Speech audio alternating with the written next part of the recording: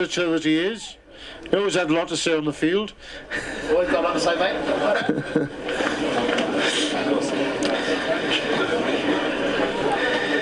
So, Mike, what do you think of the first half? Yeah, I think territory-wise, I think it's been quite even. Thurrock have been made to work, I think, a bit more for their points. I'd like to see them probably work a little bit harder in defence in their defensive third. I think. So what's the other team? Old Dartfordians. Old Dartfordians. Yeah, I think their tries seem to be becoming a bit easier. They haven't been made to work as hard for their points. Thurrock are doing really well. I think the forwards are carrying really well, and the driving ball's going quite well. I think I'd like to see, when they've got momentum from that line-out drive, just see the ball staying there a bit longer. I think they'd have a bit more success with that. But yeah, so far it's been pretty even. This is quite interesting here because Thurrock pack seems to be more dominant, but in the backs, Dartfordians are cutting through quite easily. And usually in rugby, if you have a dominant pack, you usually win the game. Yeah, that's right. Normally that's the case, and you soon can establish that early on in the game whether your pack's dominating or not. And I think Thurrock are definitely getting some good ground in the tight. But yeah, like I said, I think the opposition are just, their points are coming a bit easier, and I think that sometimes it comes down to maybe just a bit of work rate off the ball in defence, perhaps. Yeah. Now you can be the judge of this. This is something completely different.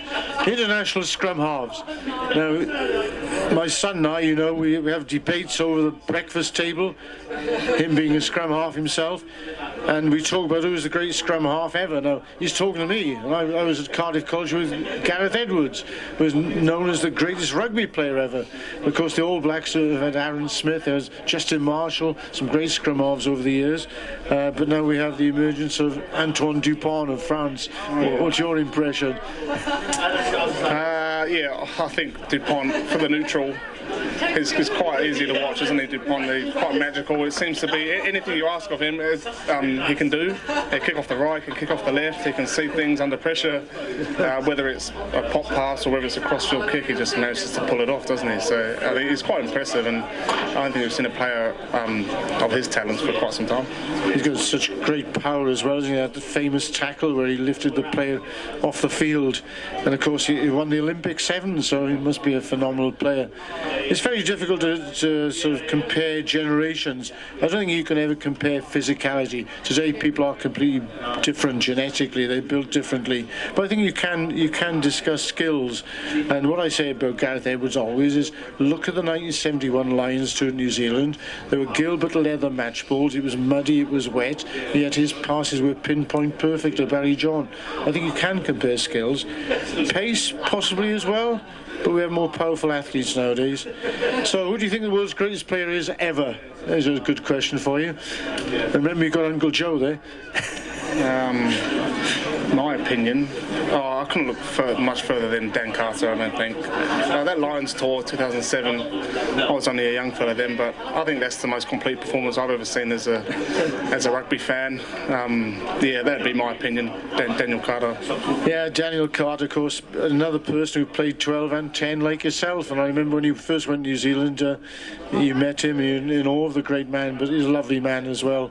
Yeah, wonderful player, could kick, could do absolutely everything on the field, couldn't he? Absolutely. And so, longevity. Longevity, of course, yeah, of course. I'm really worried about Wales in the sense we don't seem to produce top quality players so frequently. What is the secret? What is the secret of New Zealand's success? Of course, I can only speak from my opinion, but New Zealand, I think, in terms of your basic catch and pass and handling skills, I still think they're quite light years ahead of other countries. And I think that just comes down to when you're at the field or at the park or something, you see people playing touch. Kids have always got a rugby ball in their hand, they're kicking the ball around, whether it be in the back garden or on the beach or on a field. They're playing touch, they're getting their hands on the ball and just trying little tricks that sometimes they don't come off, sometimes they do. And they're encouraged to really push themselves under pressure with their catch and pass and handling drills. Yeah, it's wonderful to go down. I'm lucky enough to have been down there a few times and go to a place like Rotorua and see little boys trying drop kicks over houses and things like that. But one of the biggest problems, I think, is the pathway pathways. The schools are so good down there. I mean, your youngsters go to school down there nowadays. So, what are the schools like? They're still the same? Yeah, I mean, my kids are only little. I've got one at school. She's only been at school for a year or two, so I can't speak too much from that point of view. But they do encourage sports, and I think with the climate down there as well, they're outside a lot, so they're always running around, chasing one another, and for a big part of the year. So I think that's when you get older and you look back and you try to unwind everything as to, what do we make better athletes down there, or do they make better athletes up here? At that age, it's those the fundamental skills, playing on the field when you're young, getting dirty, rolling around in the mud, and when it's quite dry down there, and the summer is a lot longer than it is here. You're able to do that outside, aren't you? Whereas here, you just want to chuck on your woolly hat, your gloves, and your scarf. That's Mike Stanley, the new tourist guide for New Zealand. He has to say that. But Mike, it's lovely to see you back in this country for a while, if only for a short while for Christmas, and it's lovely to see your family with you as well. So good afternoon to you, and thanks for coming along. Cheers, mate. Thank you.